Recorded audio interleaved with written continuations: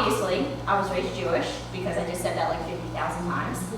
But, and I was born and raised here in Macon.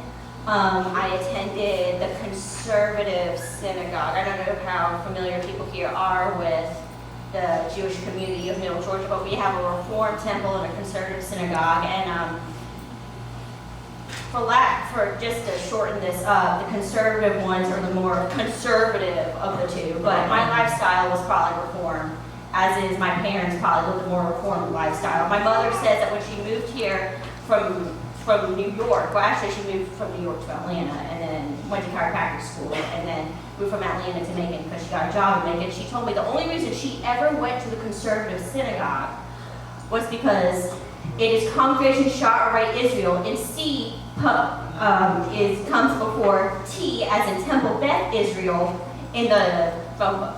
So that is why I am probably a conservative Jew, but I do eat pork. But what I was really going to say though is that I never cried. Religion never made me cry. I never felt this connection with God. And being Jewish, Judaism is more of a cultural thing. It's more of, you go through the formalities of it. It's you go to the high holidays, you go to Rosh Hashanah, you go repent your sins at Yom Kippur during like the September, October months of the year. You do Hanukkah around December, and of course all the Christian kids around me are always asking, do you get 8 presents? Oh my God, that's so cool! You get 8 presents, oh my gosh! You know, and then we have to hold the secret that Santa Claus does not really exist. Because we all figured that out when we were 5 years old, because, you know, how can a fat man like that fit down a damn chimney? We kind of, you know, got to kind of hold that secret to ourselves. So you can thank us for that. But, as I said, I never felt a connection with this until probably about a week ago in the middle of Zoom Rosh Hashanah services. And for those who don't know what Rosh Hashanah is the Jewish New Year. In Hebrew, Rosh Hashanah is actually interpreted as the head of the year, which to some of our minds may sound really, really wrong. But this community that, my father is from Macon, and this community that I was raised in,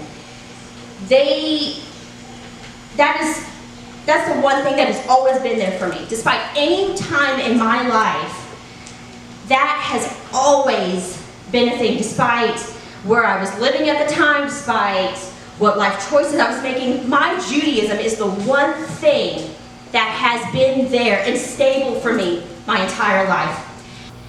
And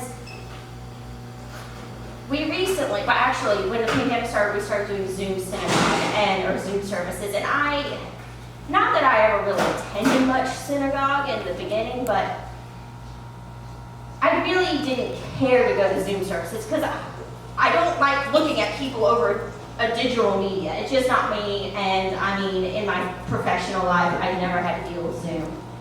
So I never connected with the whole Zoom thing.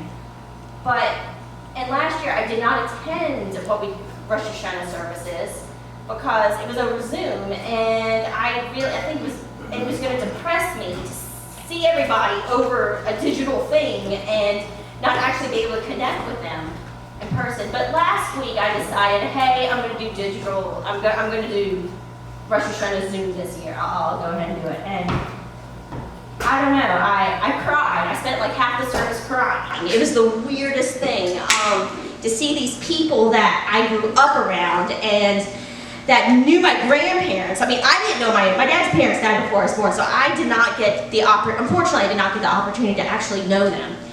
And these people that were so part of my being, I don't know, it just made me cry. Like, it was weird. I don't even know how to say it, but it was strange. It just made me cry. But I see that the little timer out on the camera is gone, so I probably should leave. But thank you for listening to my rant. That probably didn't really make much sense. I hope you guys all have a good evening.